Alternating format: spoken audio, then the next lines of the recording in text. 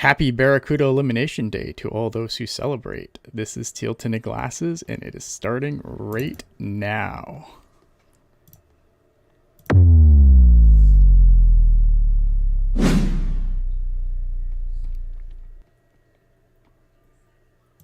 But of course, if you want to be part of the show, you can follow us on all the social media. You can talk to us in the YouTube chat. And hang out with us, talk some Barracuda. It's Barracuda Elimination Day. It's myself. It's Jules. Jules's box just got tiny. Oh, now it's Skype doing Skype things. Pictures getting big Skype. And small. Jules said it all right there. All right, season's over for the Barracuda. Yeah, season's over. Let's get out of here, guys. I'm done. So for those that don't know, the Barracuda lost today to the Calgary Wranglers. It was a 4-2 decision. The score made it look far closer than the game ever was. But of course, with the loss, the most points that they can get now is, I think, I don't know, less than... Not many. It's 69 points, dude. 69 points, nice right? Number. Nice, yes. 69 points is the max points they can get at this point, which means that even if they won out and the Abbotsford Canucks lost every game remaining on their season, the Barracuda can't catch up. They're eliminated. I just want to still rub this in from last season, folks. Who knows? Maybe they're not mathematically eliminated in some way. Because look at last season. They won every single tiebreaker against Tucson, except for the only one that counted against I don't even remember what it was, but they had more wins. They had more points. They had somehow they did they have more points?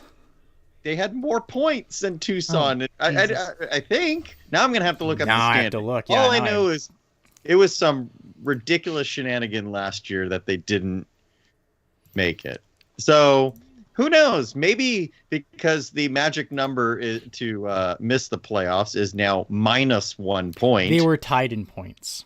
They were tied in points? Yes. Okay. Yeah, more wins, more regulation. No, that's what it was. That's what it was. They had fewer regulation wins, but their head-to-head was better. Their rows were better. Yeah. Their overall wins were better. Yeah, that's what it was. Damn overtime losses, Tucson. Come on. Anyway. Yeah. John, hit me up on Twitter, man. All right. Let's talk about this. Obviously, the record before today's game. Actually, I'll give you the record now. Some of these stats are before today's game. AHL's stats page doesn't update till the end of each day when all the games are done. So the Barracuda playing this afternoon, some of these numbers are going to be a little bit wrong. The current record is now 20, 32, 9, and 2. That is good for dead last in the Pacific, and they are tied for dead last in the AHL, even by points percentage this point with the Bridgeport Islanders. In their oh yeah, you're right, Islanders. Oh yes. God, worst logo ever. It's really I was bad, about to right? correct you and say Sound Tigers, but that was wishful thinking. No, they're the Islanders now. I know. Sound Tigers are so much better. Their power play as of this morning was 19.6%. That's good for 6th in the Pacific and 11th in the AHL. Actually, one of the few strengths for the Barracuda this year. The penalty kill, on the other hand, not so good. 74.8%. They are last in the Pacific. They are second last in the AHL in that stat. Surprisingly, there's been a lot happen since we've talked last about we've done an actual Barracuda show. I know the last TTG was more of a trade deadline recap thing, so that we had cleaner audio than a live stream for the trade coverage. So it's been a while since we've been on here to talk about the Barracuda, and a lot has happened. And I'm going to try and go through this. I believe I have this in chronological order. If I don't, let me know in the chat. And we'll go from there. So obviously the NHL trade deadline was the first thing that happened. Jack Thompson joined the Barracuda in the Anthony Duclair trade. He's played 9 games so far. He has 4 assists, and he was a minus. I don't know if he's still a -10 or if he got worse. It's now a -11 on the team so far. And no penalty minutes. for Jack Thompson. So there's that. I always appreciate a guy who doesn't sit in the box, because that's a rarity on this team. What have you guys thought of Jack Thompson so far in the limited action we've seen him? I mean, I was shocked. Jack Thompson was one of the guys, like, Tampa's prospect pool is one of the barest, probably other than like Vegas or New York. Not New York Rangers, Islanders. But like, I was really glad. I mean, he doesn't play much. Like, I don't think he's known for his defense. He's more known for his offense. I haven't watched enough. Like, I'm not gonna lie, I haven't watched enough Jack Thompson to be like, this is our next stud guy. Sure. But I mean, I appreciate what I've seen from him so far. It seems like he can move the puck up. I liked him a lot with Mukma Doolin when they were playing together. They seem to have a good combination. So yeah, I mean, I liked him. I liked the pickup, and like, I want to give him a full season before I start like hyping up or hyping down on Jack Thompson. Yeah, coming over from Syracuse, obviously. I've liked him so far. It's not like I'm kind of with you. It's like I kind of want to see a full season. I kind of want to see him get a little bit more acclimated. I think sometimes it's difficult to find traction when you get traded from one team to another, especially a team that is as defensively woeful as the Barracuda. I think that's a hard adjustment to make on the fly. But I haven't hated his game, but I haven't like been like, oh my God, this guy, this is going to be the greatest thing ever. Yeah. Also, I apologize. He's more of a two-way defender more than anything. Like, because he's not going to blow you away offensively, but he's also not going to blow you away. I don't know. I just need to see more of him at this point. Yeah. No, I don't disagree with that. Kevin, any quick thoughts on Jack Thompson? Yeah. With Jack Thompson, I right now believe he's right where he needs to be in the American Hockey League. I don't see an NHLer there for now, but as you mentioned, Ian, I think part of it is him trying to get adjusted to the system, going from an organization in the Tampa Bay Lightning who puts nothing but pride in their farm system, to coming to San Jose, who seems to turn a blind eye to their farm system. That's a huge adjustment right there. I'm just going to call a spade there. But Lakshya, I believe his name is Lakshya Jain. It might be Lakshya Hein, but he sent me a tweet over the weekend that I think is pretty appropriate regarding Jack Thompson. He said that he believes Thompson's been shakier than he expected since the trade. He's a good player, but he's seemingly had some difficulty adjusting, and I completely agree. Case in point, Saturday's game. Wednesday's game. Wednesday, yeah. Brutal turnover on the penalty kill. Uncontested, had all the time in the world to clear the puck and just gave it right up. TJ Tynan cut off the boards. One-time pass to Charles Hudon, tie game, and Ontario ended up coming from behind to win that one eventually. So that kind of a turnover, you got to have your head more on a swivel there. I realize that Thompson is much more offensive oriented than defensive, and I do think overall I've liked his fit better than Leon Gavanka, who I think Leon Gavanka has completely abandoned the defensive zone at times, in favor of offense. I don't think Thompson is as much of a risk in that regard, but I do think Thompson still has some weaknesses, giving up positioning, losing physical battles in his own end that he will need to strengthen up. But I'm definitely willing to give him more time, because as we saw last year with Fabian Zetterlund with the Sharks, who was pretty rough going last year, and to me has been one of, if not the best players on the Sharks this year. Thompson, with a full year under his belt next year, might be able to start taking some strides. Yeah, Dank in the chat saying, I wouldn't mind a few penalty minutes. We want guys that want to be the best leaders.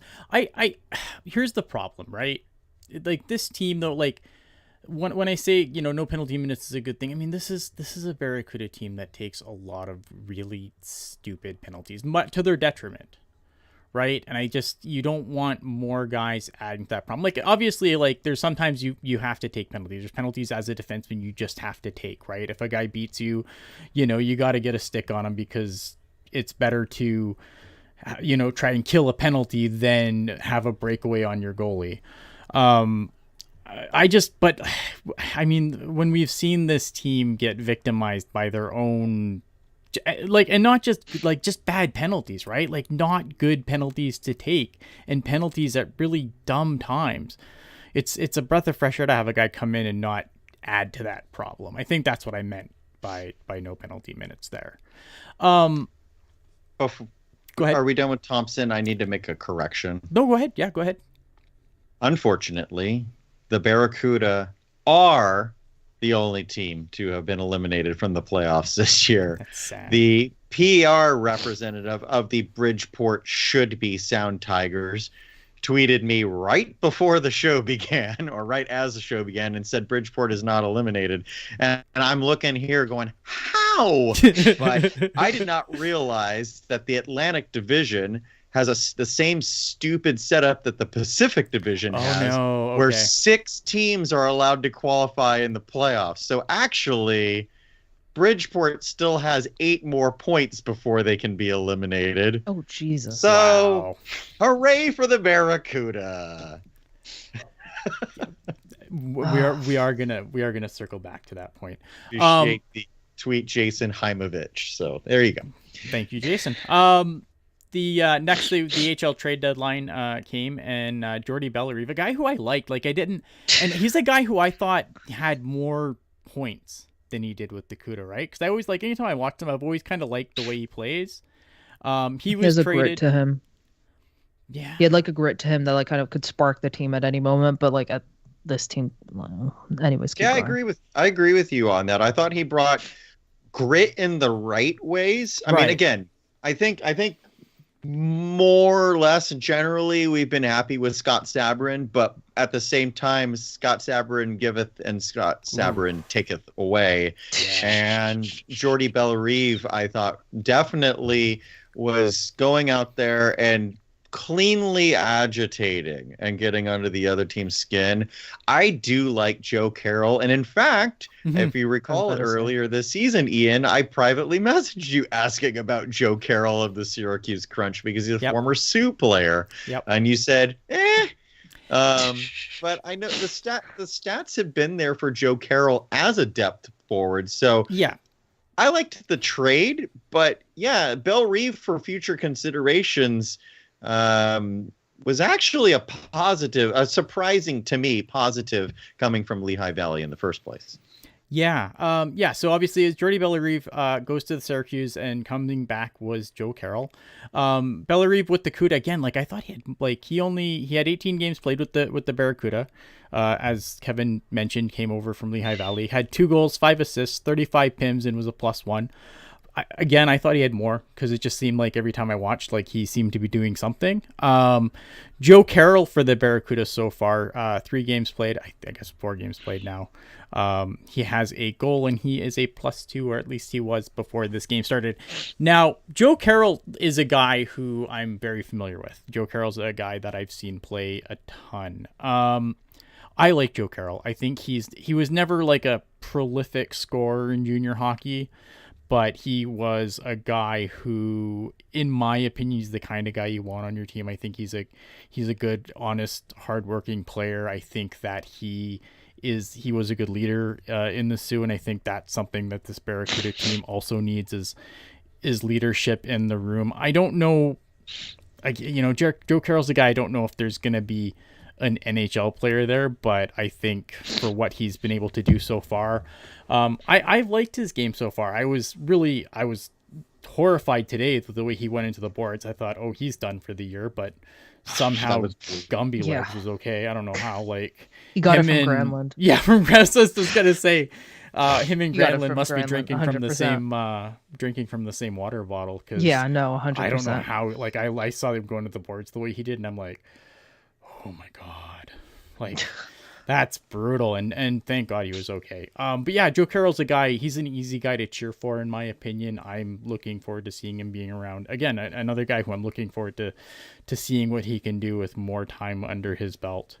Exactly. Like the reason I asked you earlier in the Yeah. year about Joe Carroll was he had the kind of stats, the size, and the age to be one of those players we rave about, like ECHL tryout to getting signed to AHL tryout to getting signed, like just trending in the right way as a late bloomer. I'm hoping that for Joe Carroll, and I've liked what I've seen so far of him, and glad he's going to be able to continue next game. Yeah, me too. Jules, any thought on Joe Carroll? No, I mean, I like him. I think this, especially with, I'll kind of circle back around this, but a lot of the young guys right now are not there, and you're going to need leaders, the guys who are playing in the AHL and who we think are going to be playing in the AHL, not just this year, but like next year. You look at guys like Haltonen, Musty.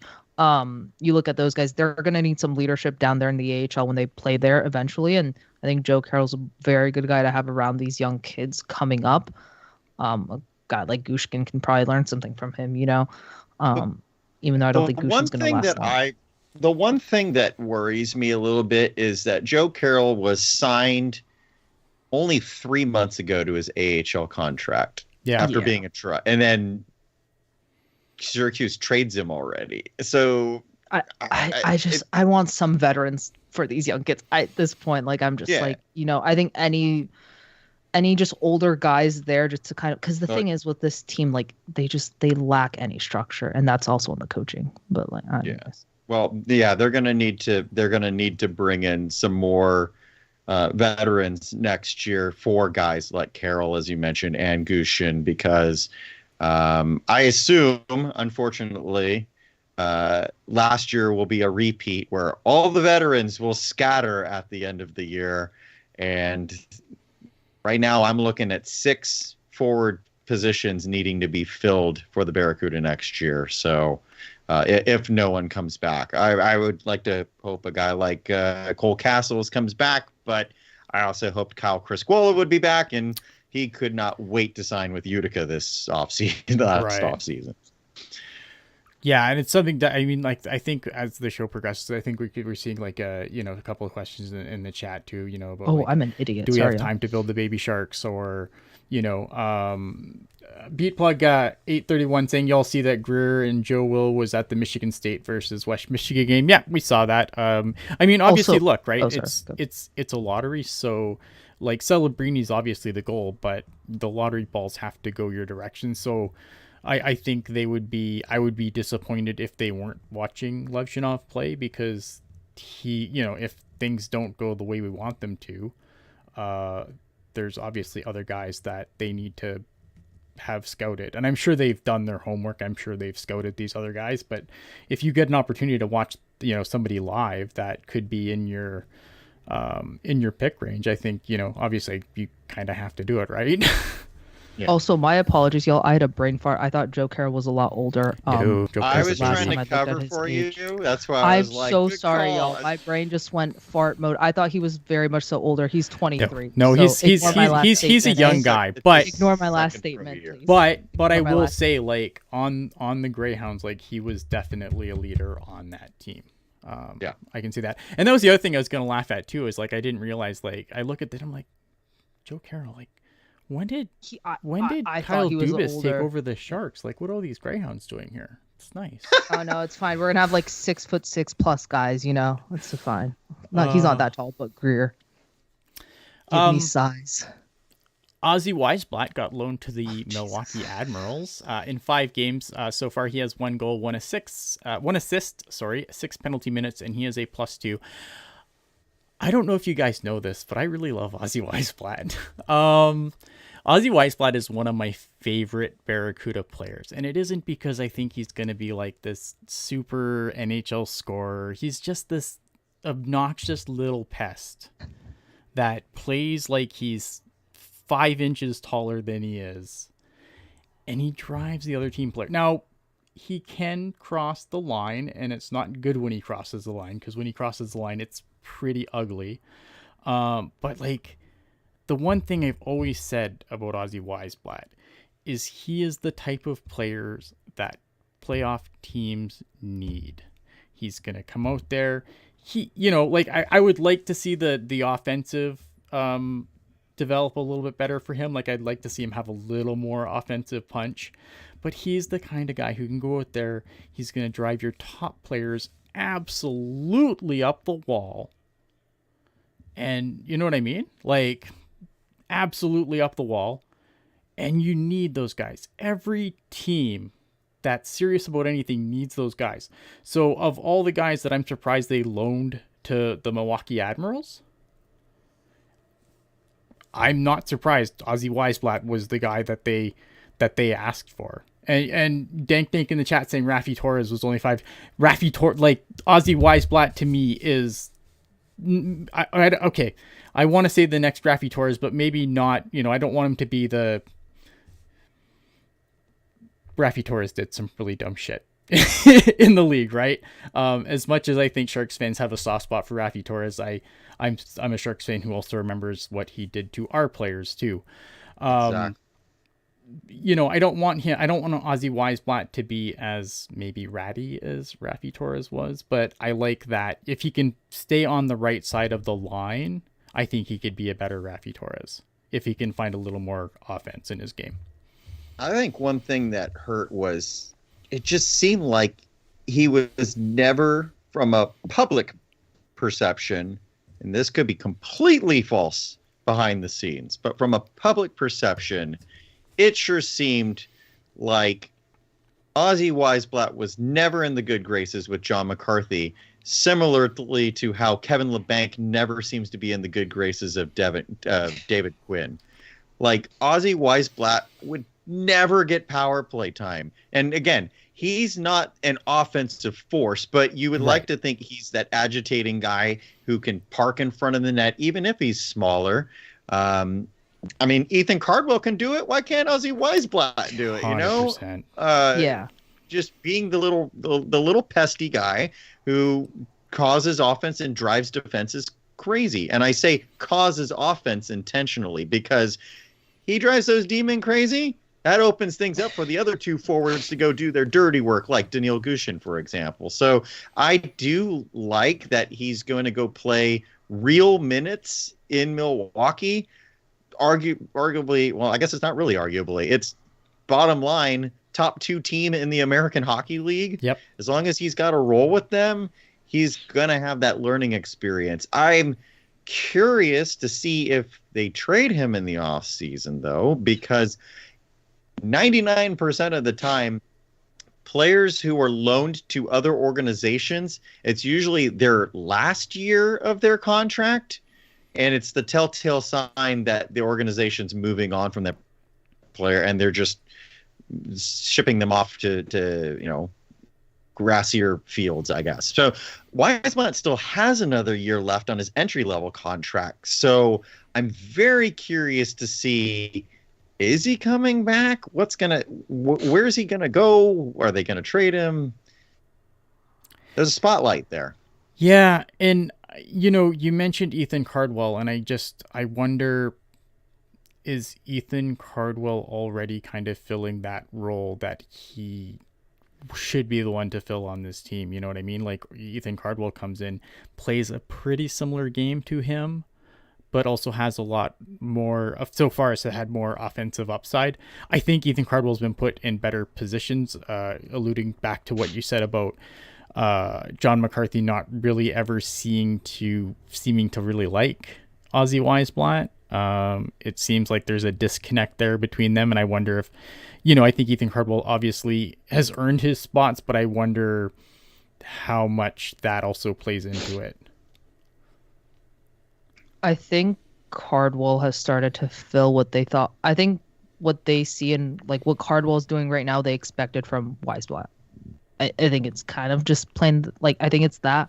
I think Ozzy wasn't given as much opportunity, and that's on the coaching staff. Like, he was put on fourth line. I know the lines in the AHL are not kind of what we think they are, but like he was basically put on the fourth line with the fourth line center 95% of the time, and maybe sometimes got a shift with like a Robbins or a Studnicka even. Like very rarely was he given that opportunity.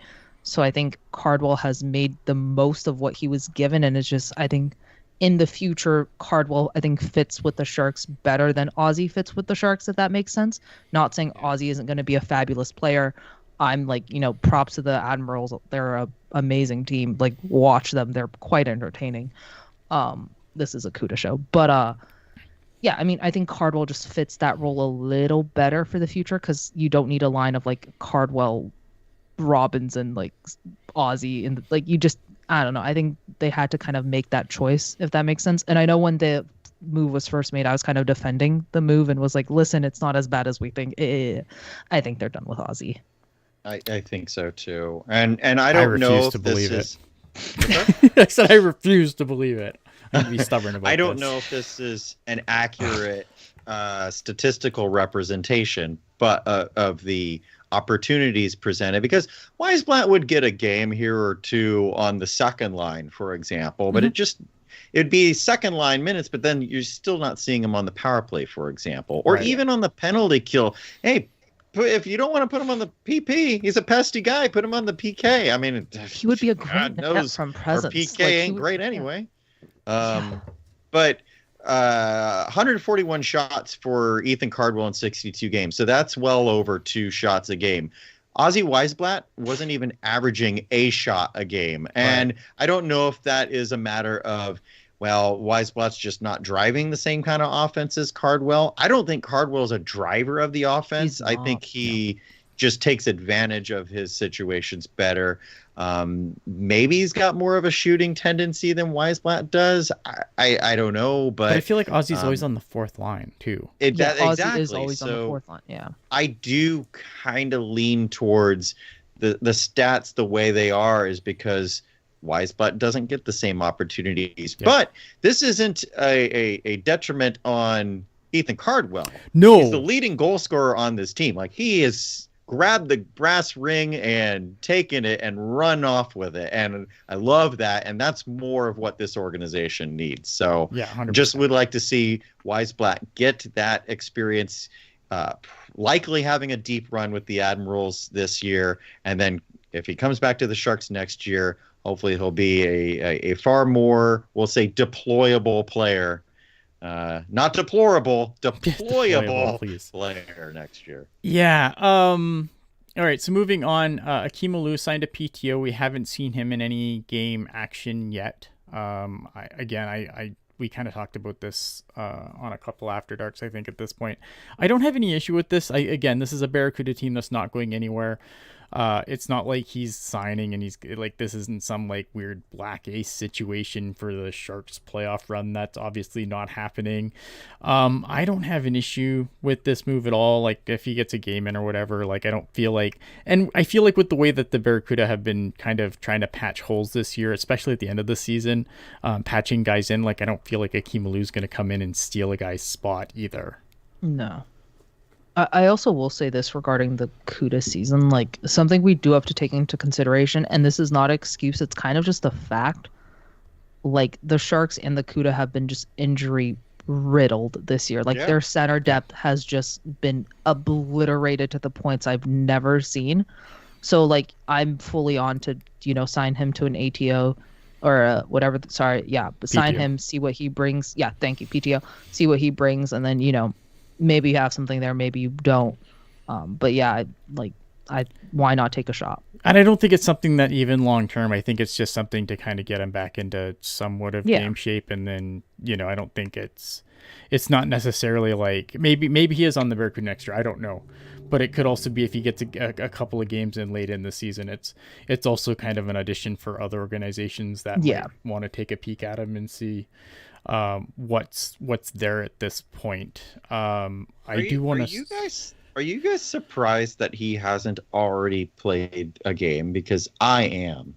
A little bit, yeah. Like I thought with the like usually when guys, especially when guys come in on PTOs, like they usually slot right in. It feels like that's kind of been the case all year. I realize that he hasn't played a game in 4 years, but the way it was described in don't know if it was a press release or an article that I read, but the way I know Sheng had a really good article on the NBC Sports website, so it might have been from here. But the way it was described was Alou has been training, he's ready to go to get an opportunity, but then you don't see him play in any of the first three or four games now with the team ever since he signed, and it's like, okay, if he's trying to get back into game shape, did they need to, I don't know, for legal reasons sign him a while back? Yeah. Like, I don't know. I just feel like Yeah. he should be ready to go. Because I just hope this signing isn't just a much ado about nothing. Like, oh, he got the last game of the season, and and getting Aussie Weisblat minutes, and it's like, okay, well, that was fun, but I would like to see what he has to offer. I know he's 34 years old, but he was a touted player when he was younger, and obviously some horrible circumstances led to him leaving hockey. Yeah. But now that he's back, I want to see him get a shake and just, see what happens. Yeah, I wonder if, and again, so the Barracuda are, where are we now? Let's go into April. The Barracuda, how long are they on the road for? They're on the road until the 10th. So I wonder if it's a situation where maybe we see him on the 10th when they host the Silver Knights. Because I think they're on a little bit that of he just didn't travel with the team, basically. I don't, and that's the thing. I don't know if he traveled with the team or not. So I just wonder if it's a situation where maybe he's training in San Jose and he comes in into those April games when they host the Silver Knights and then play Texas and then play Tucson. Yeah, unfortunately, I missed the roster report since the game today was at 12 o'clock Pacific. I haven't been able to listen to the pregame. I like to get Nick's notes about so-and-so travel with the team or not. I know he was definitely there in San Jose for the weekend games. But yeah, just curious. Yeah, maybe it is Wednesday, Friday, Saturday, the 10th, 12th, and 13th are the last three home games. So maybe he does slot in there. But yeah, that's what I wonder. I mean, and I'm like I said, I don't know if he's with the team or not because I did. Again, it was an early game for me as well. I think it was 3 o'clock start, and so I didn't get the pregame on as quickly as I would normally have liked to. But yeah, I mean, I wonder if that's a situation. But again, completely speculation. I don't know anything. I don't know anything. Someone clip that, and then whenever I say anything, just play that on repeat. We swear we think we know things, folks. So please continue to watch and listen. And please continue to watch us. We try. Okay, so the last. Sorry, go ahead. So the last little bit here, we've got a couple of ATOs signed. We have a goaltender, Gabriel Carrier signed, and then a defenseman, Jeremy Buchler? Nick says Buchler. Buchler. That makes sense. Yeah, I think it might be Buchelet, but it could be Buchler. Yeah, it's very, because the spelling of Jeremy is definitely very French. They're signed to ATOs both from the University of Vermont. Carrier, really interesting stats, man. 34 games played, a 277 GA, and 906 on a team that wasn't very good. The win-loss record is 13-18, and to have a 906 and lose 18 games, that's intriguing to me, man. I know the Barracuda are flush with goalies, and I don't know when he's gonna get a start, but it's a really interesting ATO considering how many goalies are currently in the mix with the Barracuda. I've said this before, and I'll say this again with goalie, especially goalie prospects. You can never have too many of them. That's true. Unless you have like a Jesper Wallstedt or a Askarov, who are like known commodities of like, hey, this guy's going to be the next great. Like, I'm not mad that Greer's taking a chance on a goalie that it's voodoo magic. Like, you're rolling the dice with goalies. That's why I'm like, unless you know their commodities, I typically avoid them like a plague in like the first 2 rounds of the draft. And yeah, so I'm not mad about it. And hopefully he gets in a game because they are very logged jam in that position, but I'm not upset about that log jam, if that makes sense. Yeah. Just quick for Buchelet, 33 games played, 6 goals, 12 assists, 27 penalty minutes, and a -3. Again, decent numbers for for a college defenseman. He's played so far. I think he's been fine. Again, like just another guy who I think is trying to adapt to the system, trying to, people will tell you AHL hockey isn't very good, but it is much faster than college hockey. It's much faster than college. And I think that's the hardest thing for guys that are making the jump to pro hockey is just the speed of the game. Yeah. I will say this. I'm going to give Greer some flowers here. He has revamped this defensive core prospects. He has revamped them. I mean, he had to, but I have to give him props with who he's brought in. Like, it's been like, just take shot, especially with defensemen and goalies. You never know. They both take longer to develop. So I have to give Greer some props where he revamped whatever Doug Wilson left for him, and he just revamped the defense, and I appreciate that. Also noted Eli Barnett plays with those two at University of Vermont, another Sharks prospect. There's where the eyes were on those two players. Mm-hmm. I got a tweet on, or I got an X. I don't know. I got a tweet from it's someone Twitter, named man.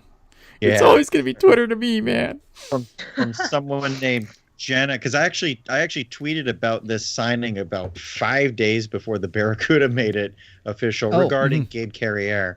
But Jenna just out of the blue was like, "This guy's super impressive. Love this." And statistically, it's like, But as you mentioned, the stats aren't bad considering the records and considering the team wasn't all that good.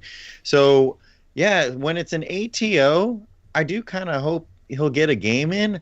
I think Magnus Krona has been much better.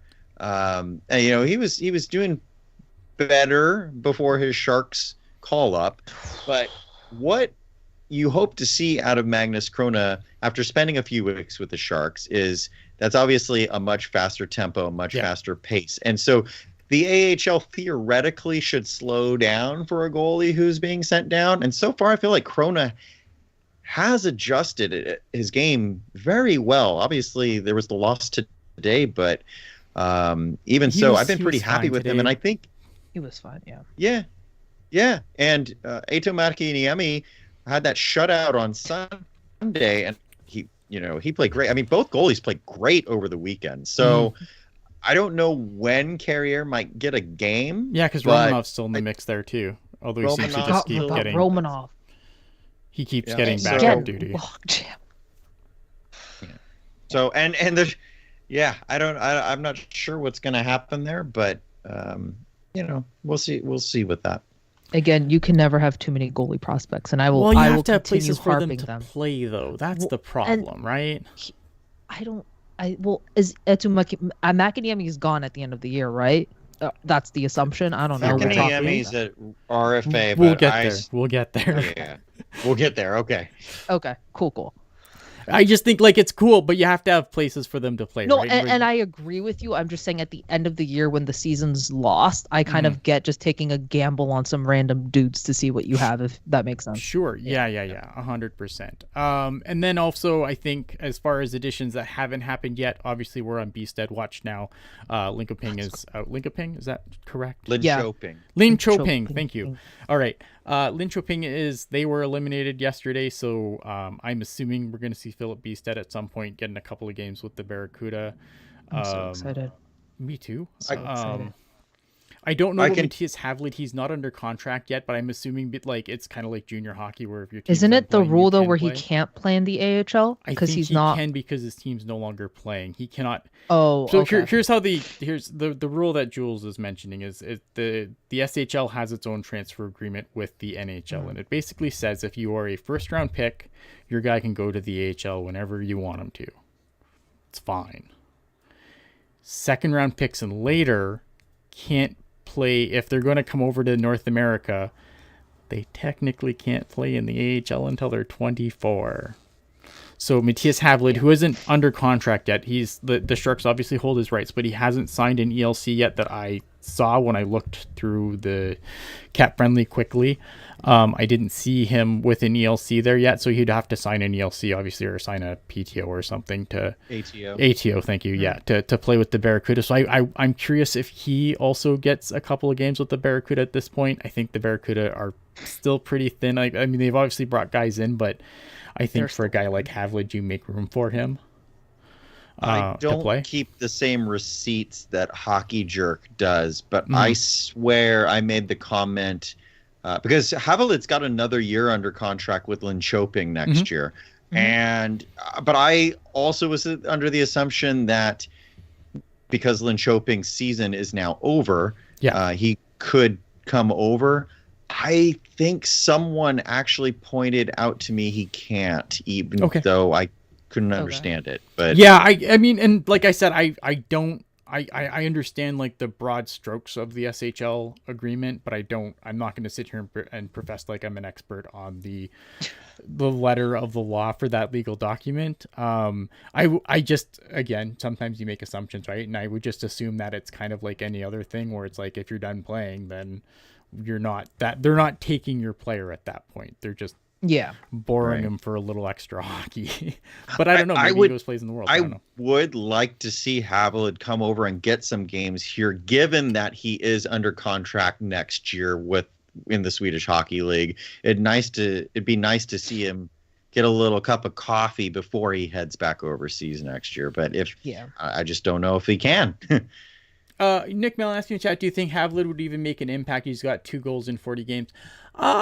Again, I don't think it's not so much about, like, even with Bstead, right? It's not so much about him coming over and making an impact per se. It's just getting that experience, getting that extra, coming over and kind of getting that experience of just kind of being around the pro team and just seeing how the pro team does business and how you're expected to, like, this is what you do when you're on the pro team. You go to this practice and you work out at this time. And I think it's just getting them a taste of that, giving them look at Cannon the Rock 2 years ago. Right. Yeah. I will say this with Bstead, if y'all are expecting him to like come over and suddenly like shift the planet and the moon, that's not going to happen with Bstead. There is going to, not even with Havlid, Bstead, he needs to find his right wingers. I will say that, like, he needs the correct wingers for him to work. So there's going to be an adjustment period, which is why I'm hoping they sign him as soon as they can, just so he can, like, I want to see him play with Gushkin. I think that'd be a really fun combination. So Bstead signed. He has an ELC. I'd like to see him like come he's over on an ELC. He was loaned back to Linköping, but he is under contract with the Sharks. I would like to see him come over and like play and find his wingers who he could possibly build that chemistry in for the future. Yeah, that's all I want. Yeah, I think it's more about getting the guys in and just kind of getting to see how the pro team operates and how this is how you be a pro in the AHL or the NHL. I think that's what you're really looking for there. Just getting, seeing practice habits and getting feedback from the coaching staff on here's what you should work on in the summer from the guys over here. I think that's what you're looking for when you're bringing over a guy like Havlid or a Bstead. It's more about giving them something to work on over the summer, heading into training camp the next year, or in Havlid's case, training camp down the road. If that makes sense.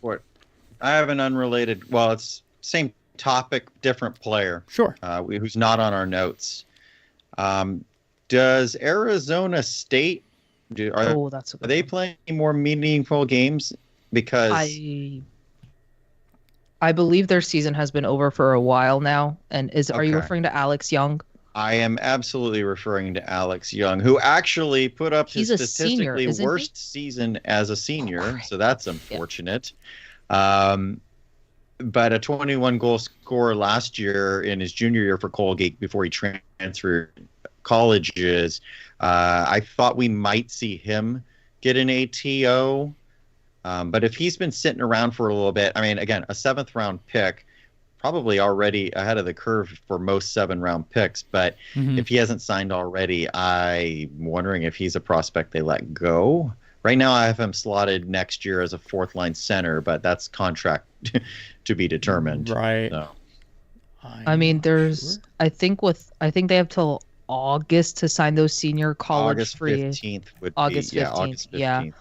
would He had like a highlight reel assist like 2 months ago, and I was like, sick. And then I look at his stat line, and it's a little disappointing. So, I mean, I'd say, why not take a shot? If it works, it works. Another guy that could come over is Furlong, except he is out with a shoulder injury. Yeah, for he's the getting remainder of the season-ending season. surgery, so I don't think we'll see. So Furlong will not be here for a while. Um, which is Furlong, that's Sorry, go going to ahead. make the right side next year interesting because you've got Larocque who can never stay healthy, and you got Furlong coming off season-ending shoulder surgery. So Jack Thompson, we need that full year of progress next year because you're it, big boy. Hey, I mean, they might draft a right-hander. We don't know. We don't know. Probably not. I mean, so it's going to be interesting, right? Because I think going back to Alex Young, obviously, I think one thing that Mike Grier has done kind of judiciously at this point is he's purged a lot of the previous regime's prospects. Mm-hmm. He's thrown a lot of them overboard, not all of them, and there's a couple that I'm curious about to see what he does this summer. But there's been a lot of throwing those guys overboard, so I do have questions there. I think, yeah. So, I mean, the kind of what I'd like to get into now is obviously like the Barracuda. What's next? I think is the real question, right? The Barracuda, the players on expiring NHL contracts. These aren't guys that could obviously leave as AHL guys, but the guys on expiring NHL contracts that are currently playing for the Barracuda is obviously Oscar Lindblom's an unrestricted free agent. I'm curious to see what happens to him in general this summer. Brandon Coe is an RFA who does not have arbitration rights. He's just coming off his entry-level contract. Jacob Peterson's a guy is an RFA. He has arbitration rights. Jack Studnicka's an RFA. He has arbitration rights. And Itu Makiniemi is also an RFA with arbitration rights. So I'm kind of curious, like, who do you see coming back and who do you think's getting thrown overboard? Naturally, I just closed my spreadsheet that had that. But I'm going to start off with a player we've dumped on all year. Okay. Brandon Coe. Yes. Brandon Coe's been interesting lately. 4 goals in the last 5 games. But the thing Congratulations to Noah Gregor.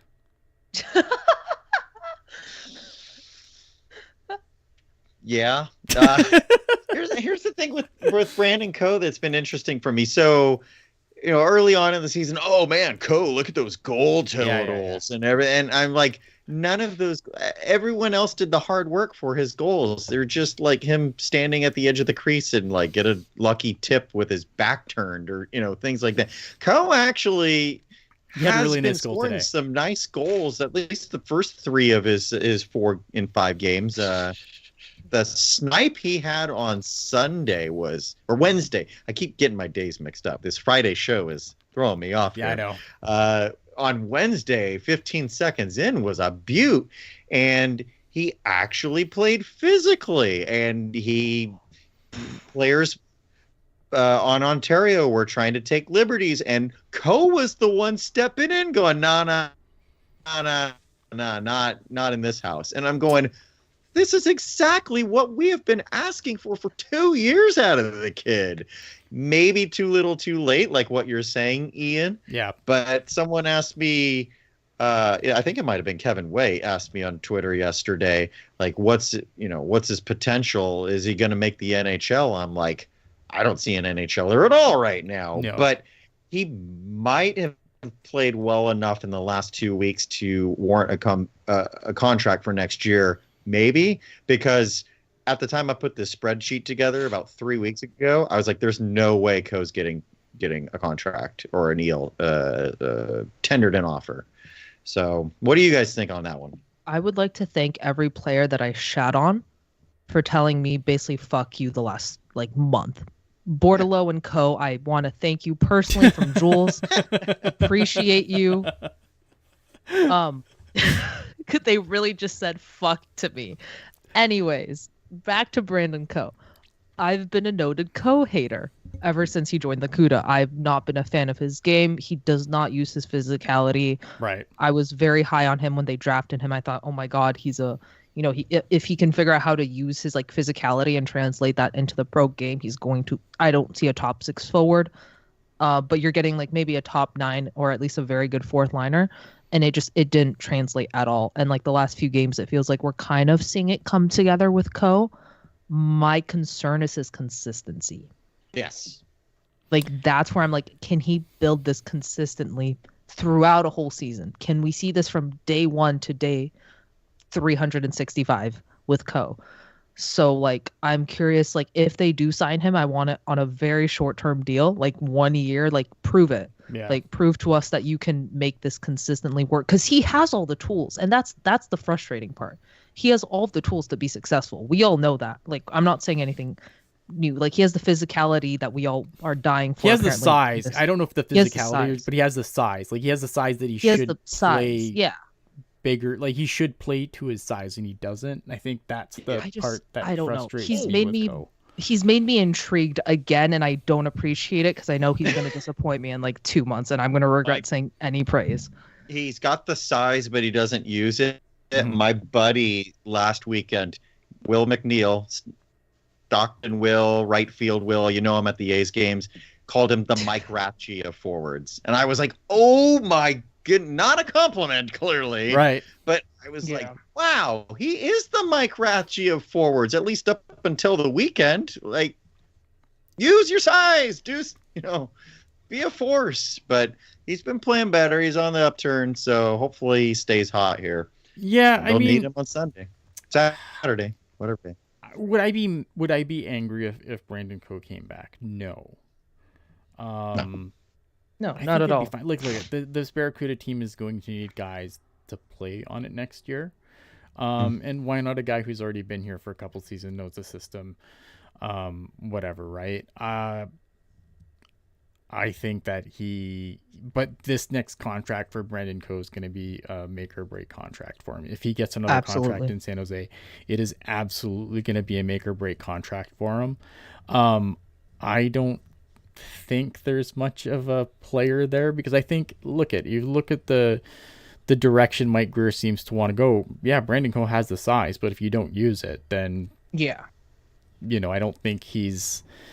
I don't think, like, it's nice that he's kind of come on at the end of the season here, but again, I kind of alluded to it's like, great, you're Noah Gregor. Like, I think it's too little too late. I won't be mad if he comes back, but I will be kind of surprised if he does, if Mike Grier brings him back. Say this, like, because y'all know I'm like big into prospects, and I try to like figure out what this next future wave of Sharks. He reminds me a little bit of what I don't know how he fits into this next wave of Sharks, if that makes sense. Like, even if he signs now and like proves it wrong, I don't know where he fits in with like the rest of, because like there's just so many prospects right now who honestly kind of outplay him and outbeat him in every single area. Yeah, but he's got age on his size, like, because he's the guy who's here now. He has the attributes that you want to fit in, but whether he is the player, that's the question. I think we all don't think he's that, but. Well, naturally, he's getting the Jules bump, and he's going to score like fucking like Bordello. He's going to go and like hat tricks all around. Here's another thing. I could see him getting another 1 year contract to come back and prove himself, kind of thing. Because then the year after, you've got Musty, who may go straight to the Sharks. You don't know. Right. But you've got Musty and Brandon Svoboda, who definitely fit that bigger player, power forward type role that Ko should be. And if Ko isn't stepped it up by then, for sure. Oh yeah, he has like he has like kind of people just coming after his job at that point with exactly. Where are we out on Jacob Peterson? So I can't remember if I did this on the last show or if it was just a random conversation I was having with someone, but I stumbled on this random Swedish blurb talking about Fredrik Olofsson of, I believe he's of Colorado, Jacob Peterson of San Jose, and a third Swedish forward who I can't remember, all likely going back to Sweden. And I thought, where's your foundation of this? The very next day, Fredrik Olofsson signed with a Swedish club. Oh, So right now, I'm leaning towards Peterson heads back overseas. Just disappointing this. He had so much promise last year, and I was afraid this might happen. Him getting lost in the guy shuffle, and with the injuries that he suffered, and now he's out with a season-ending injury as well. Yeah. It's just been an unfortunate situation for a player who looked really good for the Sharks down the stretch last year. Yeah. Jack Studnicka's a guy, I think, at this point. Like, it was an interesting move by Mike Greer to bring him in. But I think it's one of those times you just kind of rolled the dice, and sometimes the dice come up snake eyes. Like, that's. I think the Sharks were just in desperate need of any sort of center at that point, so they just it was a roll of dice, and I don't think he's coming back. I think too much was made of, why are we giving up a 6th-round pick for Jet Studnicka? I don't care, to be perfectly honest. I think Studnicka's been fine with the Barracuda. I don't think he's stood out, which I think is what we want. But I think he has been fine. Biggest problem for him is this poor guy can't stop getting hit in the face with pucks or taking these blindside hits from players. Like, this guy is wearing the badge with the Barracuda right now, and a cage for that matter. Yeah. So I would like to see him stick it out, but he's the type of forward that you see teams acquire, they give him 20, 25 games and then go, that didn't work out, moving on. And I think that's what's going to end up happening with Studnicka. Yeah, because I think it was a guy who seemed to just endlessly be on the bubble with Vancouver. And I don't even feel like he's there with the Sharks at this point. Like, I don't think if there was a call up that Jack Studnicka is the guy that's getting a call back up. Probably not. No. I don't know. I think it's unfortunate. I think it was an interesting experiment that just honestly, I don't think it was a great fit for the player, and I don't think it was a great fit for the organization. Yeah.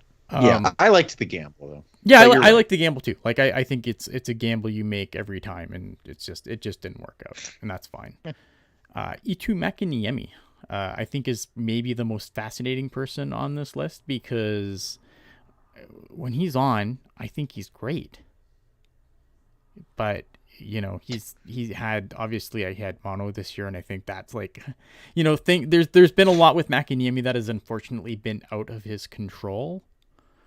But Magnus Krona has really been, I think he's played really well. I think that the Barracuda have a lot of goalies. I don't know if there's an NHL goalie among them, but Magnus Krona, for his first year of pro hockey, I think has impressed me. I think he's done way better than I expected him to, at this point. Georgi Romanov, a guy who comes out of nowhere, and I think he's been pretty good. I think he was better at the start of the season. I think his play has tailed off as the season has gone on a little bit. Romanov's been the victim of those 4 goals on 11 shots type of game. So that consistency has eluded him in the second half. But yeah, I mean, if you folks go back and listen to the early shows, he was the only goalie we were raving about for a while. And it wasn't even the goaltending's fault, but he was the only goalie we were. But Krona has definitely progressed from the start of the year to now. And you're right. I wasn't a big Krona fan. I'm coming around on him. NHL caliber, but he's still, he's got some time, and, I'd like to see him progress more. Mäkiniemi, though, I pretty much said all my Mäkiniemi stuff on the last show right before I found out that he got activated off injured reserve. But my feelings still are the same, that I gotta think he heads back overseas, and you never know. Mäkiniemi might go overseas, put up great numbers, and then return to North America a couple of years later seeking an NHL contract. Won't be with the Sharks, but I actually think post up a shutout against the Sharks, naturally. They're so young. Like, the Barracuda goalies are so young too. Like, that's the other thing, right? Like, I think a lot of people are like concerned about the goaltending. It's hard though. Like, how do you rank? Like, these guys are all first year pros. Like, I think Magnus Krona especially has been put in situations that he should have never been put into, especially Agreed. on the NHL squad. And I was really disappointed because, again, I know Logan Cooley, I think, is also just a guy. I don't think he's Devin Cooley. Devin Cooley, thank Jesus. Now I'm doing it. Damn it. Devin Cooley is a guy. Logan Cooley is an amazing player. Devin Cooley is a I guy, want and I Logan think Cooley. he's a nice, like, it's a nice story. I think the story's fantastic, but you know, he's a guy, but he should have been the guy that was getting the starts that Magnus Krona was somehow kept getting put into, and I don't understand why. Right? Like, I don't know. I like what Krona has been able to be unfazed by bad situations this year, and obviously Sure. the Barracuda being in dead last in the league, that's a bad situation. And so I feel like he's got that check mark for overcoming adversity. The fact that he has been able to progress from the start of the year to the end of the year on a bad club, no matter which level he's been at. He's kept a good head from what it seems like, and that's where I get intrigued by him. Whereas a goalie like Alexei Melnichuk was thrown in the exact same situation and crumbled mightily. So that's where I think you can hang your hat and go, maybe there's something with Krona. Yeah, I think that's actually, man, that's yeah. a fucking amazing point. I wish I was smart enough to say that. I got one. That's great. I mean, what a great comparison though. Yeah, but but for real though, Melnichuk, same thing. NHL debut in relief and just gets shelled, and it's like, oh no. Yeah. Way to back when ruin the Sharks didn't need to rebuild. Yeah, no.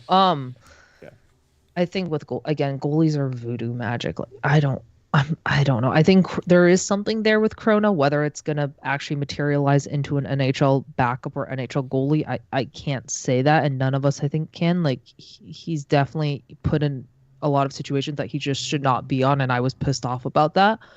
But I think from what we've seen over the last month or so, he's starting to find his game at the pro level, at least with the CUDA. I mean, the Sharks there's absolutely been progression there.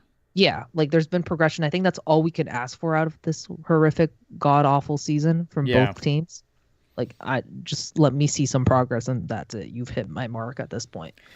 Yeah, it's interesting, right? Because I think like a guy like Makiniemi, I wonder, I still wonder what they do there. I think, you know, do they qualify him? I doubt it. I think that them bringing in Carrier on an ATO is interesting, but.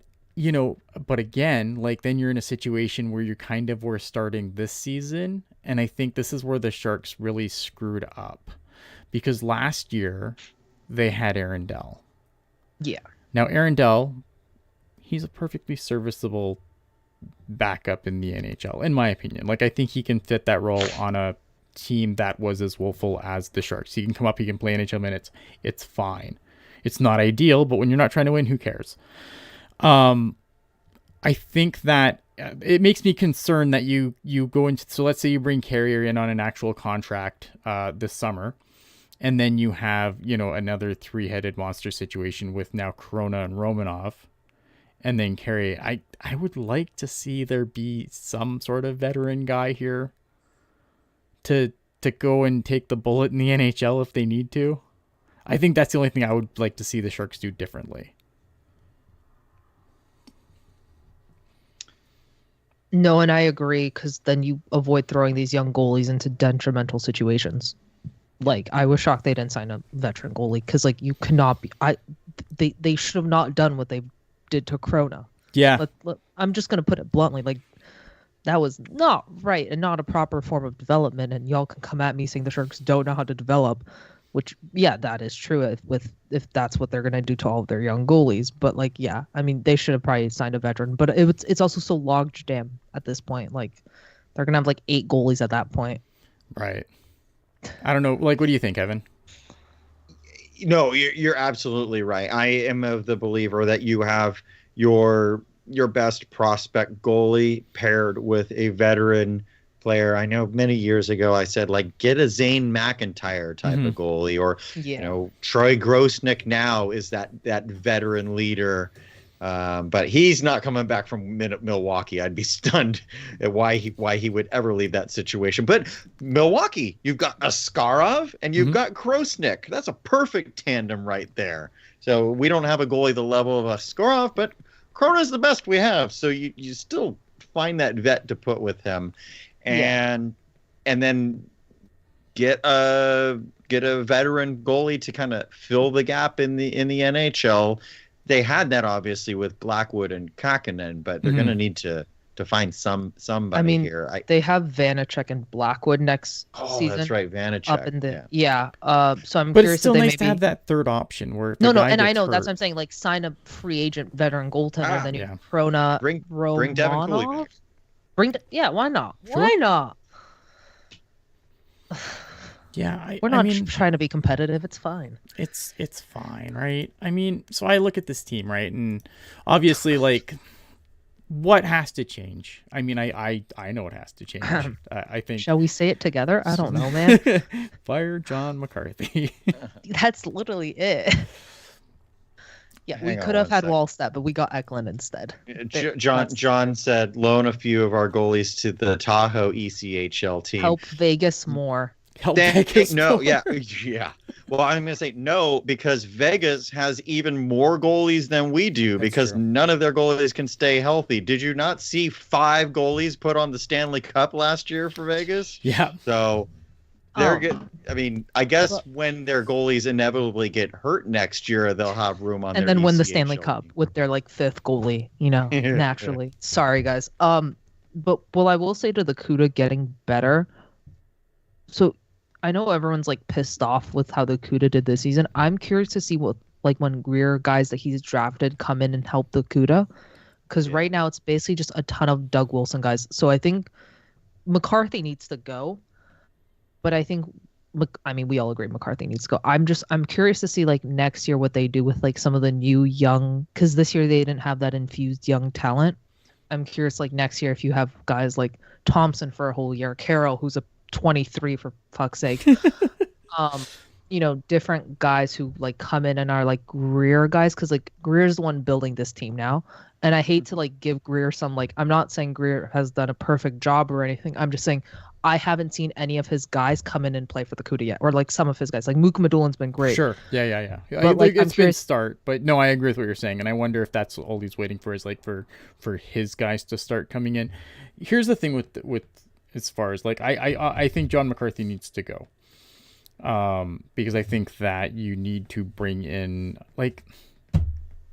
what's worse than having your NHL team finish dead last? Having both your teams finish dead last. Exactly. And Does that give you more lottery balls out of curiosity? No, it doesn't, unfortunately.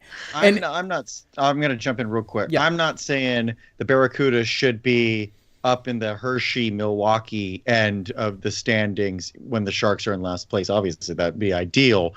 But if your NHL team doesn't make the playoffs, your AHL team should damn well make the playoffs. Otherwise, next year ain't going to be better. And so when you say what's got to change next year, everything needs to change. Yeah, it needs to be a throwaway. Throw everything away and start something new with the CUDA. That's it. And I think, I mean, here's the thing, right? And I think this. So this is what needs. And Jules alluded to this earlier, right? This team has suffered a lot of injuries this year. This team has been pillaged. This team lost a lot of veteran guys that I think would have been very helpful if they didn't get stolen in October and never came back. Guys like Ryan Carpenter, guys like Justin Bailey, those, losing those guys hurt this team. It took leadership away from them. It took veteran guys who could, kind of shoulder some of the load. I don't think that it would be fair to be well, this is awful and this is all John McCarthy's fault. I don't think everything is John McCarthy's fault. I think that the Barracuda did get dealt kind of a shitty hand as far as injuries and, the way that the Sharks really kind of pillaged them repeatedly this season. constantly took guys that you were hoping would be big players for the Barracuda this year, ended up not even playing for the Barracuda for any period of time. And then the guys that did stay down, they lost Gushkin for a ton of time. They lost Bordalo for a ton of time. It felt like they lost Bordalo for this year. Guys, other guys that were expected to kind of take the lead on this team. So I think it's so to take all of that into consideration and then be like, well, this team isn't a playoff team and that's unacceptable. I'm still there because here's the problem. 7 teams out of 10 teams in the Pacific make the playoffs. I don't think the playoffs was an unreasonable goal for this team. It's that simple. Like, I think you have to acknowledge everything that happened to this team this year. It wasn't good. There was challenges. And some of it was just out of their control. But when 7 of 10 teams make the playoffs, you kind of need to be one of them. Again, if Greer doesn't do something about, I think Joe Will and McCarthy are gone, and that's just what I think is going to happen. I think they need a new GM down there in the CUDA, because I think Joe Will has overstayed his welcome a bit, if that makes sense. I will say one thing in Joe Will's defense. San Jose is a very expensive place to play on AHL money. That is true. That is very true. Definitely. And I think that does hurt when you're trying to bring in guys. That hurts a lot when you're just bringing guys in. The guys that, I'm not talking about guys on NHL deals, obviously. I'm talking about the guys that are strictly on AHL deals. Yeah. Those guys get squeezed pretty hard on trying to make that AHL money work in San Jose. Did I tell you guys about the jock tax? Go ahead. Go ahead. So, okay, I guess I haven't. So, not just the living situation, but I'll just say a player told me, I came here, blah, blah, blah. And I was like, hopefully they gave you a little extra something because it's expensive out here. And he goes, yeah, but it got eaten up by the jock tax. I'm like, what the heck's the jock tax? And he says, it's exactly what you think it is. And I was like, don't tell me you're getting taxed because you're an athlete that moved here. And he goes, yep, state of California. I'm not from California. I'm paying some of my salary to the state in a tax. So that's another thing on top of the local economy being among the most expensive here.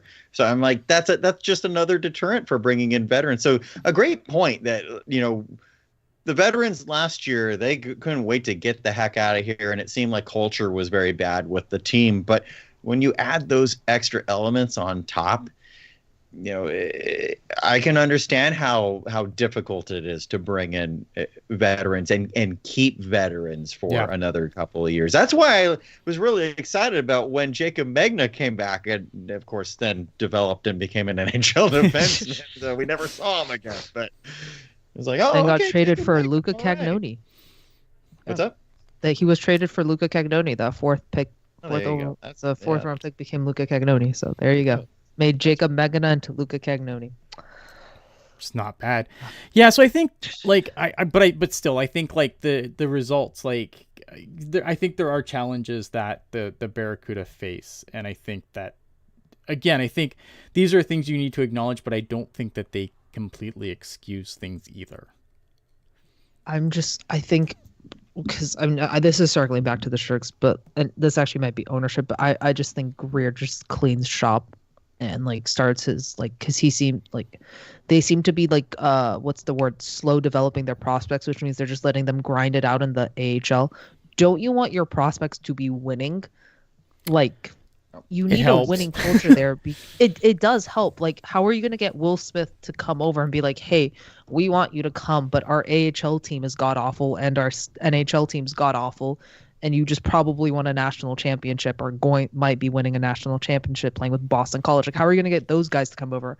How are you going to get college free agents to come over? Because there are some good ones out there. Mm-hmm.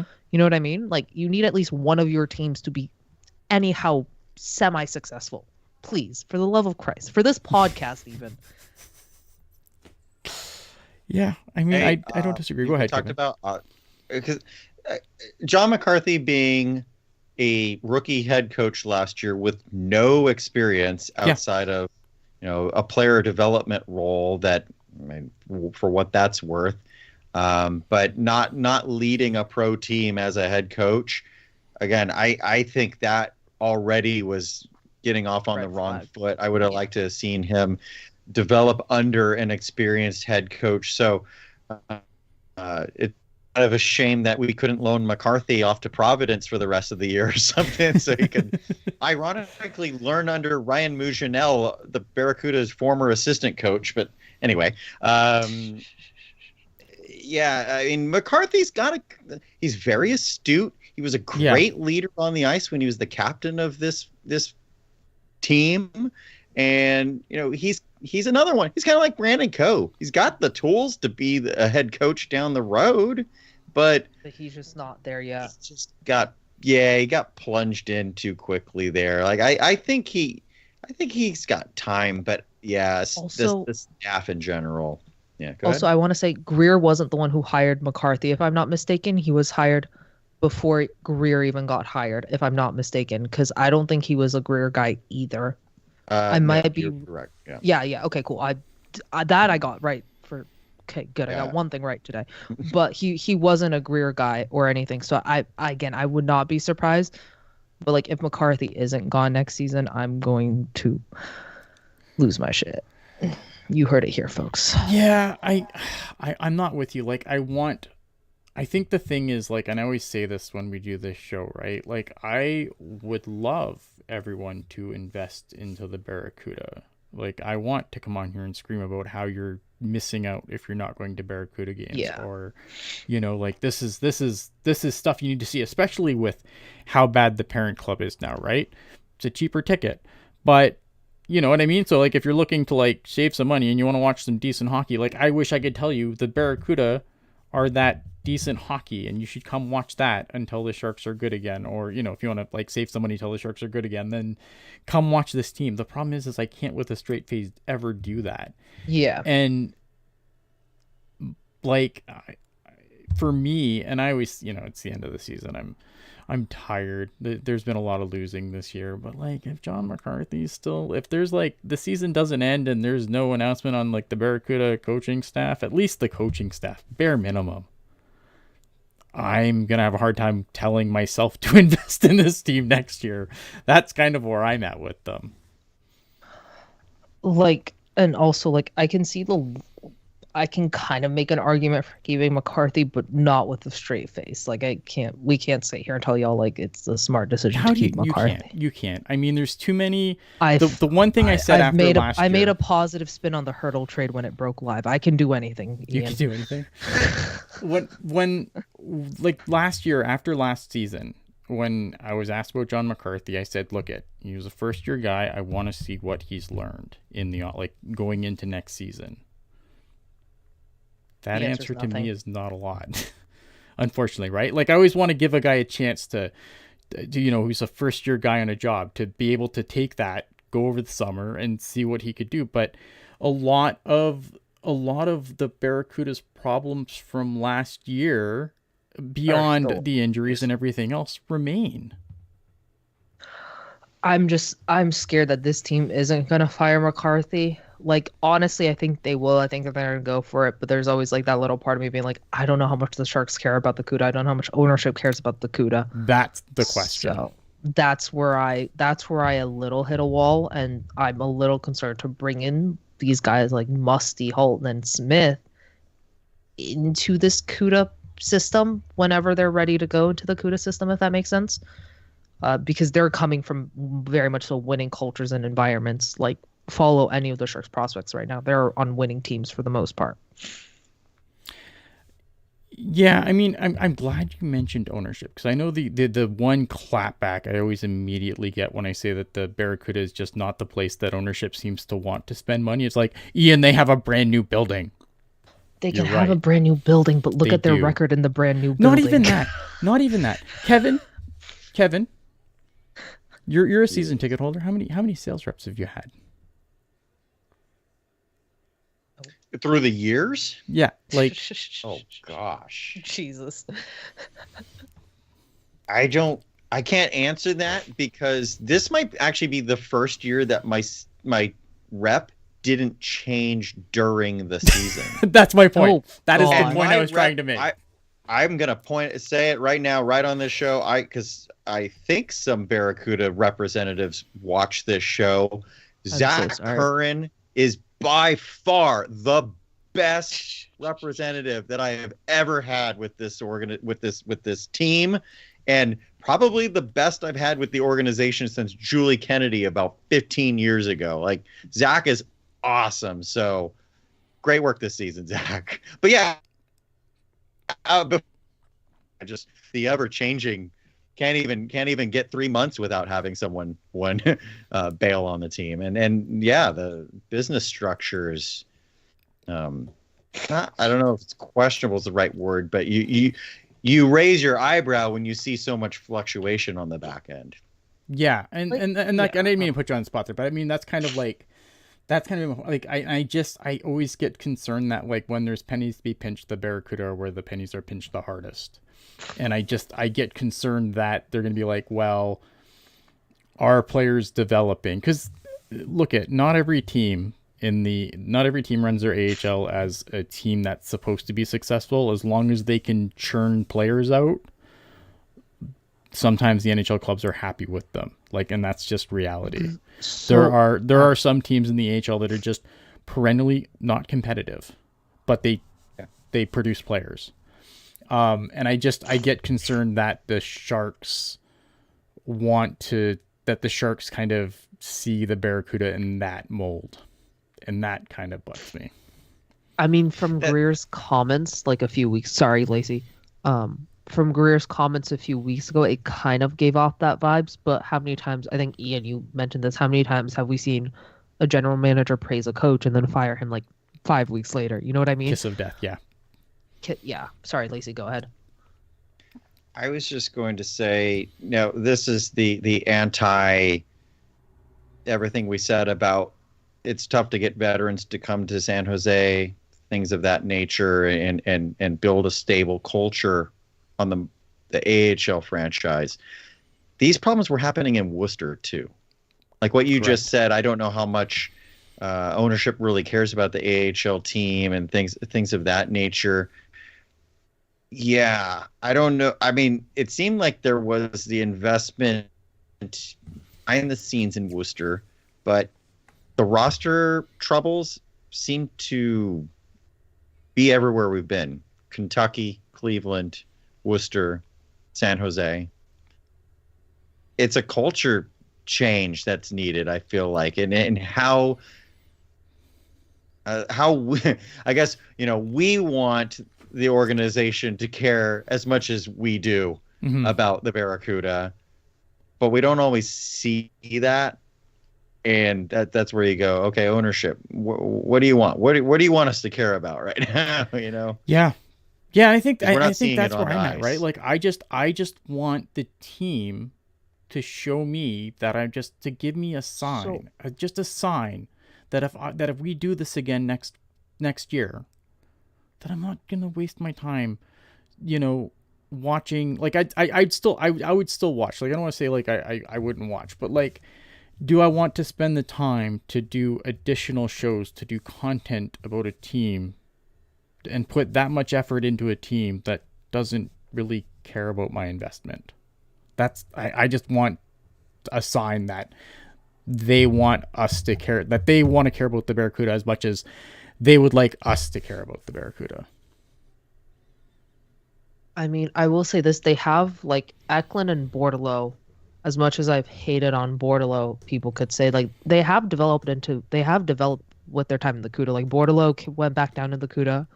He may have struggled a bit, but he developed into, right now I think he's playing his best hockey, arguably, that he's played since coming in San Jose to San Jose.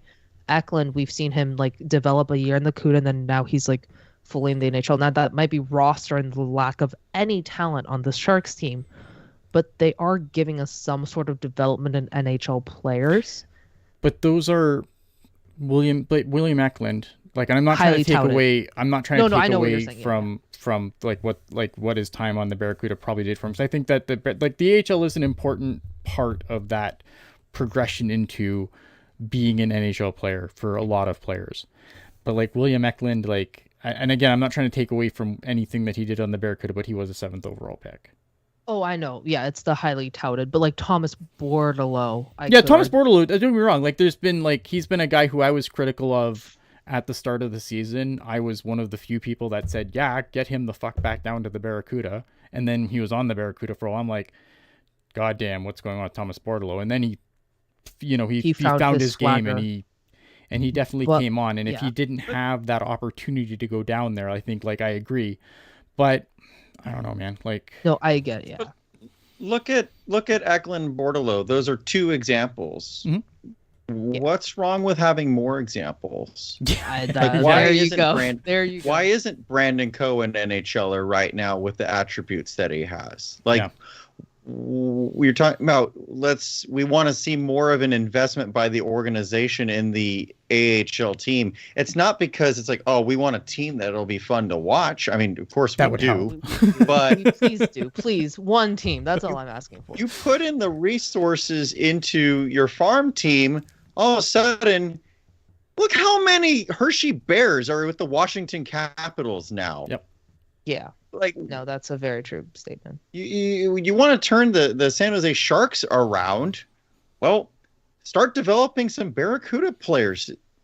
More than just, okay, we got Eklund and Bordeleau and Muhammadulin's on his way. Yeah. Okay, cool. 3. You have to dress 18 players a night, True. Right? 18 skaters and 2 goalies. Well, I think Daniel Gushkin's another guy with, I think his game has come a real long way. I think Cardwell also could be a guy. Yeah. I mean, it's hard because none of those guys have actually played in the NHL or have been given the opportunity to. Now, I'm not saying they're ready to, but there's very few guys from this next era who are, 1, in San Jose, mind you, 2, have had the shot to even play in the NHL. Like Gushin right now, we're begging them to fucking call him up. Even people are begging.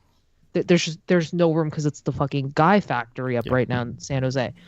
But sorry, that was aggressive. But I don't know. I'm please just fire McCarthy so this can we can have a change of something because we just need some change to show that. I just want more proven guys brought in, but more proven guys cost money. More proven developers of talent. I think for a team that, is stressing on, we got to draft well, we got to develop well. Well, then don't we want more put in the resources to develop the players? Develop well. Yeah. Yeah. I don't know. I feel like we've I feel like we've done a good show here. I feel like now we're look at that. Another 90-minute show. Let's go. Amazing. Any final thoughts before we kind of go? I don't know, unless if something insane happens, I think this will probably be our last Barracuda show of the year. Maybe we'll have Nick on at some point down the road to get his thoughts on the end of the Barracuda season. But I think as far as Barracuda content goes, there's not really much left to talk about unless something super crazy happens, like Beasted comes in and completely goes off or something. This is probably it. I know we didn't get to do a ton of these this year, but I hope everyone enjoyed it. I don't know what next year holds. Barracuda on the future Teal Tinted Glasses shows, but it's just that as the season winds down, will be, I think, a more rounded show in the off season as opposed to being Barracuda centric. Yeah. Oh yeah. There'll be. I really want to do TTG again this summer and kind of do a lot of the stuff that we used to do. I hope you guys did enjoy the Barracuda coverage. I know there wasn't a ton of it this year. We kind of got started kind of late for Barracuda coverage. I hope you guys enjoyed the Barracuda coverage. I hope that we've given you insight or something that you didn't have, or if you are a long suffering Barracuda fan, someone to commiserate with and share in your sorrow. But yeah, definitely I want to do there's going to be some TTG stuff, especially going into the summer. I just but as far as the Barracuda centric version of it, this is probably it. But I do want to thank everyone for hanging out and coming along for the ride. Any final thoughts, guys? Jules, I'll let you start, and then I have a couple. Perfect. I mean, listen, the guys that, there's guys coming in here and there, but you have to put them in the right position to succeed. And right now, I'm not convinced the CUDA is that right position to succeed for some of these guys. But I think, the Greer has a chance to either say he doesn't give a shit about the CUDA or he does. So I'll leave it there.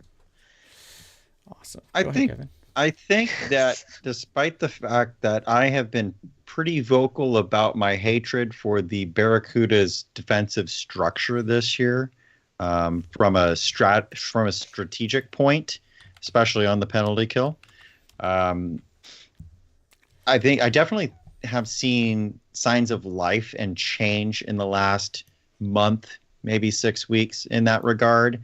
But there are two players who stand out. And now, obviously, Radim Šimić was traded, and that seemed like it was going to be a blow. But the player who has stepped up in Radim Šimić's absence is a player I think we all love and want to see succeed and come back to the NHL, and that's Nikolai Knizhov. He's like an unsung hero in a way. We didn't talk about him at all in the first 90 minutes of this show. I don't know that we talked about him in the last show outside of that he had a sweet turtleneck earlier in the year. But look at Nikolai Knizhov. This is a 32nd place team, and he's +8, and he has the same stat line as Radim Šimić. Like a player who needed to get his footing.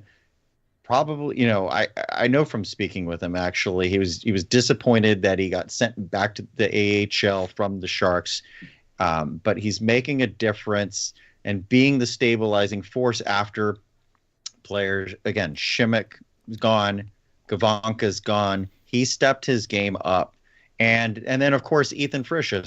Ethan Frisch is a +16 on this team, guys. That's insanity. Yeah. Like for a team that is almost entirely minus players, Knizhov +8 and Ethan Frisch +16. I would love to see them come back next year and continue because this team's going to rely on them. I don't see much turnover outside of the vets. I don't see much turnover in this team, and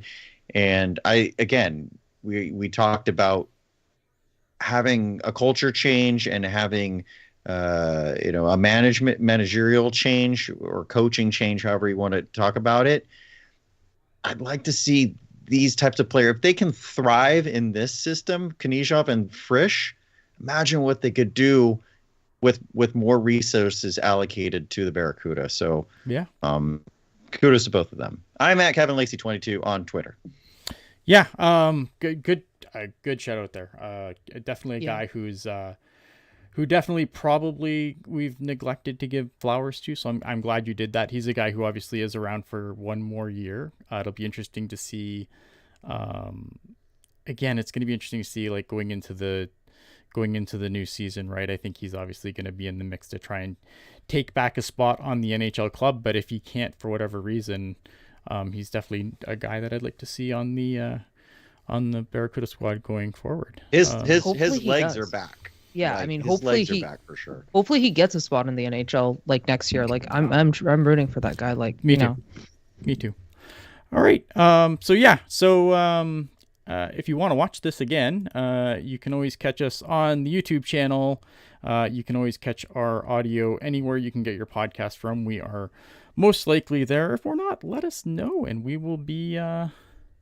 We'll be happy to try and make sure we get stuff there. But other than that, we appreciate you guys being here for 90 minutes for Barracuda Talk. It's kind of the niche of the niche for what we do, but I'm glad that you guys support it, and we will see you next time we do something.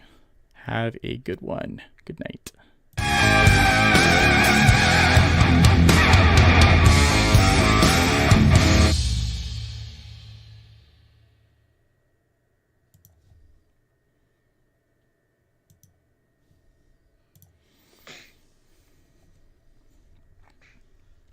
Cool. Done.